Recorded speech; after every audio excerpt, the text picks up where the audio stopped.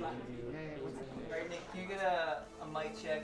Hi, I'm Nicky. Welcome to Alpha. Life is busy. Every day we ask so many questions. What should I wear? What's the weather going to be like? What's happening today? How am I going to fit everything in? But then there are those bigger questions. Like, why am I here? Where am I heading? Is this it? Is there more to life than this? These are life's big questions, but there's rarely enough time to think them through properly. We all have different perspectives on the meaning of life and faith, and Alpha is an opportunity to explore life's big questions. This is a great place to come together and talk about them openly and honestly. I'm Gemma. I'm Toby. And this is Alpha.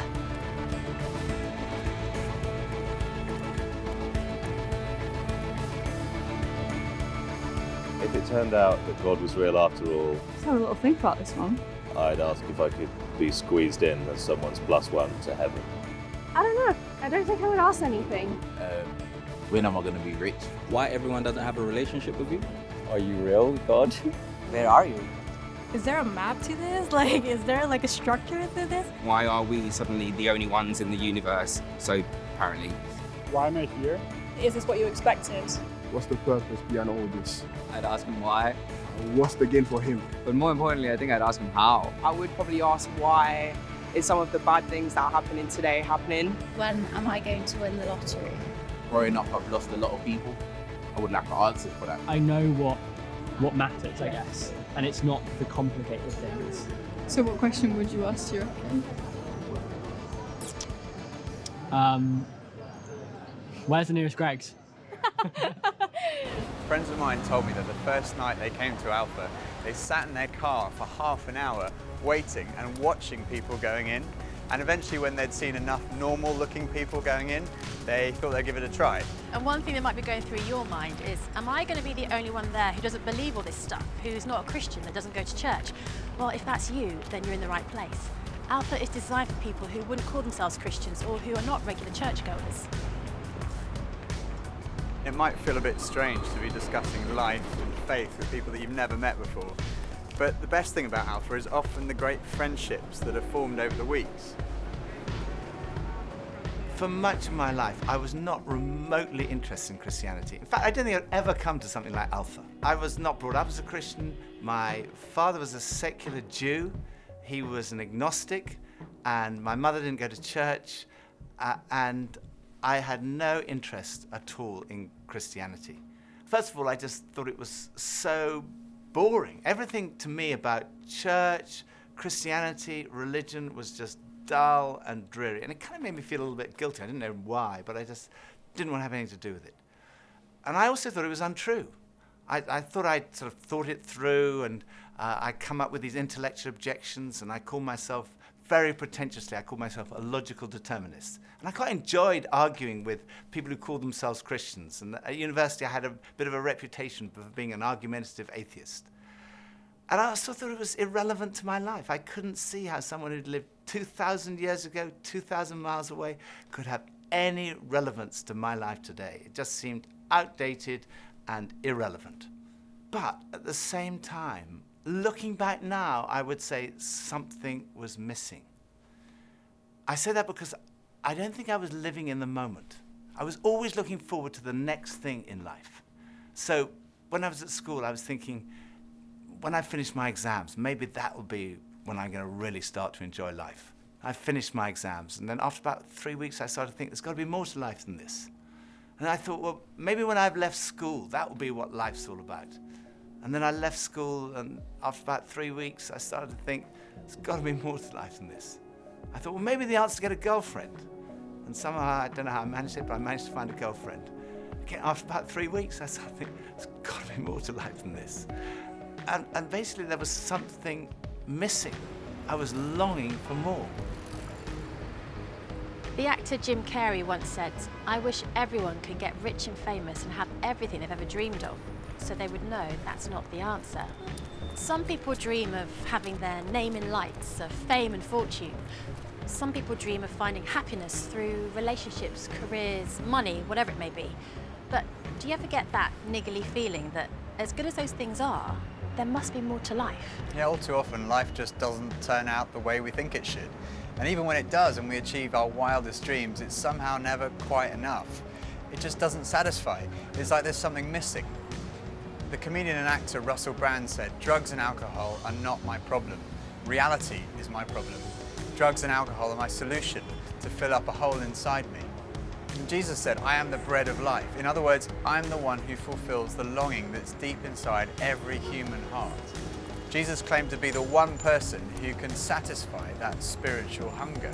Freddie Mercury, the lead singer of the rock group Queen, had amassed a huge fortune and attracted millions of fans.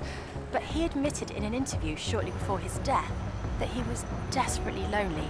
He said this, "You can have everything in the world and still be the loneliest man, and that's the most bitter type of loneliness. Success has brought me world idolization and millions of pounds, but it's prevented me from having the one thing we all need, a loving, ongoing relationship." Ultimately, there's only one relationship that is totally loving and goes on forever, and that's a relationship with God. And Jesus said, "I am the way to that relationship." Jesus said, "I am the way, the truth, and the life."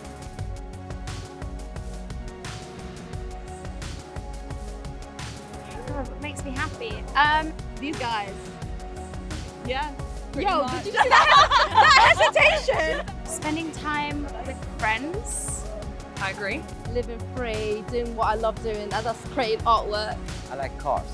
I like cars when I drive. There's food on the table. It's like, oh, someone made food. That makes me happy. Food. Food makes me happy. Jerk chicken and rice and peas. Oh, the plantain. Don't forget the plantain, you know. Family, creativity, art, football. Do I think there's more to life than this? This. Yeah, this being... This? Oh, open question, okay. Oh. Yeah, I do. No. You're born and then you die. What is this? That's the question. Well, no, I think it's like the question is there heaven or something? I don't think there's more to life than each other. I think we are the point. Absolutely. Not just about scrolling through Instagram. I'd hope so. I think the later on I get in my life, the more I believe it. But right now, I think I'm still on the edge. When I was about 17, I was sitting having a burger with two friends, and we were looking out the window and commenting on a few of the stores across the street, and I suddenly realized that I couldn't read any of the signs, even if I squinted. So I asked if I could borrow one of my friend's pair of glasses, and as soon as I put them on, I realized I could see everything, like colors, shapes, words. I was amazed at how everything was so clear. And I could see before, but now I could really see. And to me, that's the best way to describe the difference that Jesus makes. Jesus is the lens through which we see God, and he's also the lens by which we see the world in a totally different way. Jesus said, "I am the truth." Some people's response to a Christian might be, well, it's great for you, you found meaning and purpose in your life, but it's not for me. But when you think about it, that's not actually a logical position, because if Christianity is true, it's of vital importance to every one of us. And if it's not true, it's not great for us, because it means we're deluded. C.S. Lewis was one of the great intellectual giants of the 20th century, probably best known as the author of the Chronicles of Narnia. He said this, "Christianity, if false, is of no importance, and if true, of infinite importance. The only thing it cannot be is moderately important." I come from a family of lawyers, so naturally I wanted to look at the original documents and sources. I never really looked at the evidence before, and I was astonished at how much evidence there is for the life, death, and resurrection of Jesus. For me, it was through reading these documents that we find in the New Testament that I came to the conclusion, it's true. One of the last cases I did as a lawyer was in the Court of Appeal in front of Lord Denning, an absolutely brilliant mind, perhaps the greatest judge of the 20th century. He said on one occasion that his Bible was his most tattered book in his library. He'd examined the evidence really carefully, and he came to the conclusion, it's true. One former professor of history at Oxford University described the resurrection as the best attested fact in history. I hadn't realized how many of the pioneers of modern science were believers.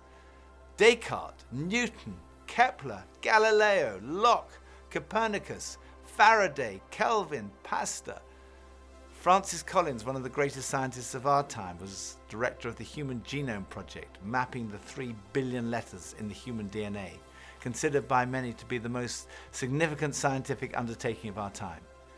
He describes how he encountered Jesus and came to believe in the truth of Christianity. Well, in the home where I grew up, faith was not something that was talked about very much. My father was a professor of drama, my mother a playwright.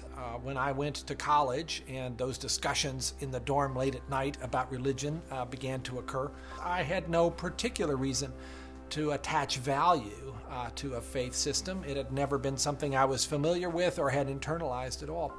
And I assumed that any religious feelings that anyone held must be on the basis of some emotional experience, and I didn't trust those, or on the basis of some childhood indoctrination, which I felt I was fortunate to have missed. I loved the experience of learning about the human body and all of the components of that, and I particularly loved being introduced to genetics. But then I ended up in the medical school curriculum sitting at the bedside of patients with diseases. This was no longer an abstract study of molecules and organ systems. These were real people. And one afternoon, one of my patients, a wonderful elderly woman, much like a grandmother, who had very bad heart disease. She had a particularly bad episode of chest pain while I was with her. She got through it, and at the end of that, explained to me how her faith was the thing that helped her in that situation. She realized that the doctors around her weren't really giving her that much help, but her faith was. And after she finished her own very personal description of that faith, she turned to me, and I had been silent, and she looked at me quizzically, and she said, "What do you believe, doctor?" And ultimately, I had to admit to myself that her question had made me realize that I had arrived at an answer to the most important issue that we humans ever deal with. Is there a God? And I had arrived there without ever really looking at the evidence. And I was supposed to be a scientist. If there's one thing scientists claim they do is to arrive at conclusions based upon evidence.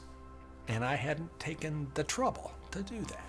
I was greatly assisted by a pastor who lived down the road, who I went and asked about all this, and who gave me a copy of C.S. Lewis's wonderful book, Mere Christianity. Because here was an Oxford scholar, a prodigiously developed intellect, who had traveled the same path. Within those pages, I realized for the first time that one can come to belief on a rational basis, and that in fact, given the many pointers that one sees around oneself in terms of the universe and it having a beginning, and its fine-tuning in terms of the way in which all those constants that determine the behavior of matter and energy seem to have been set just in a certain very precise range to make life possible. And many other things, including my beloved mathematics and why they actually work anyway to describe the universe, something that makes you think the Creator must have been a mathematician. That brought me then to the person of Jesus Christ as a person who was historically extremely well documented. That was news to me. I thought Christ was as much myth as history, and I realized after reading more about it, this was a historical figure upon which we have a great deal of evidence for his existence and his teachings, and even his rising from the dead in a literal way. That day at my patient's bedside started a journey for me, a journey that I was reluctant to begin, but I felt I needed to, a journey that I thought would result in strengthening my atheism, but to my surprise, resulted in my conversion. There's a difference between knowing facts about someone and really knowing them personally. Now, I've known my husband Phil for 3 years now, but suppose if before we met, I found him on a website called The Amazing Man. Now, there's no doubt I would have looked at him and thought, okay, I'm intrigued. But what if each page was dedicated to his amazing abilities, his sparkling personality, his tender heart, his extraordinary intelligence, and his cooking abilities? Well, I would think, wow, he does sound like an amazing person. But that's head knowledge. But I also have the privilege of being married to him, and I know that he's an amazing person, which is knowledge that comes from experience of relationship, and that's heart knowledge. When Jesus said, "I am the truth," he was talking about more than just a kind of intellectual truth. The Hebrew understanding of truth was truth as experienced. And there's a big difference between a kind of intellectual knowledge and a personal knowledge, between your head and your heart. So when someone says, I know Jesus is the truth, they're not just talking about being convinced of the evidence, they're also talking about experiencing a relationship with the risen Jesus Christ. So Jesus said, I am the way, the truth, and lastly he said, I am the life. I have come that you may have life and have it to the full. Jesus came to deal with the things in our lives that stop us from enjoying life to the full, the things that spoil our lives. I hate shopping. I loathe it. I think I'm allergic to shopping. But occasionally my wife Pippa persuades me to go shopping, and just after Christmas it was the sales and she persuaded me to go shopping, and we went into the shop and we bought this very nice new sweater, and same colour as all my other sweaters, and we left the shop and we went to buy a present for her, and we went into this ghastly shop. It was so crowded, it was unbelievable, and even Pippa had had enough and she said, okay, we're leaving. So we went to leave, and as we left, the security alarm went off, and the security guys moved in very quickly and they stopped us all from leaving. And like the crowd that was trying to leave was stopped, and the crowd that was trying to come in was stopped. And we were there right in the middle. The 6 of us who were going through the security at that one time were all taken off and sectioned off from all the rest. And they wanted to see which one of the 6 of us had set off the alarm. So they sent one of them through, and that was fine. They obviously hadn't set it off. Then they sent the next one through. They obviously hadn't set it off. Then the 3rd, then the 4th. None of them set it off. So it was left with Pippa and I were standing there, and I thought, oh my goodness, I'm married to a shoplifter. It must be Pippa who's got set off the alarm. So they sent her through, and she didn't set it off. So I thought, oh my goodness, I've obviously got something. Someone must have planted something on me. I'm going to be arrested, I'm going to be sent to prison. All the crowd were watching, both sides. They were just watching this criminal who'd been caught going through. So they went through, and as I went through, the alarm went off. They took me to the side. They opened up my rucksack on my back, and there they found this sweater from the other shop with the tag still on it. I felt so guilty. That was like false guilt. I also sometimes experience true feelings of guilt because I do things that are not right, that are not good. And this is the wonderful news that God loves you and he loves me. God came in the person of his Son, Jesus Christ, to die for you and for me. And on the cross, he took all of your guilt, all of my guilt, everything you've ever done wrong, everything I've ever done wrong, said wrong, thought wrong, and he died in our place in order that we could be forgiven. And forgiveness, C.S. Lewis said, it's like a recording of our life wiped completely clean. And when we receive that forgiveness, we find life, and life in all its fullness. And that's what Jesus wants for you and for me. Life in all its fullness. Life at its very, very best. I think for so many years, I always just strived to be strong in myself.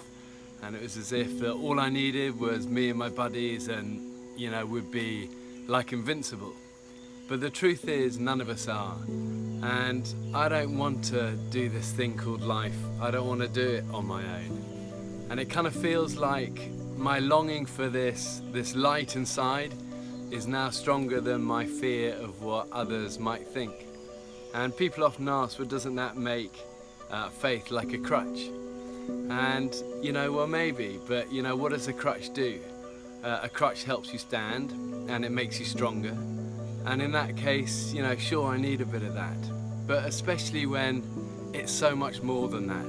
When this faith inside is also like a backbone, helping me stand tall and helping me be strong when I'm really up against it, facing those odds, whether it's on a mountain or stuck in some jungle or just dealing with the storms, with the storms of life. Sure, I need it, I need that.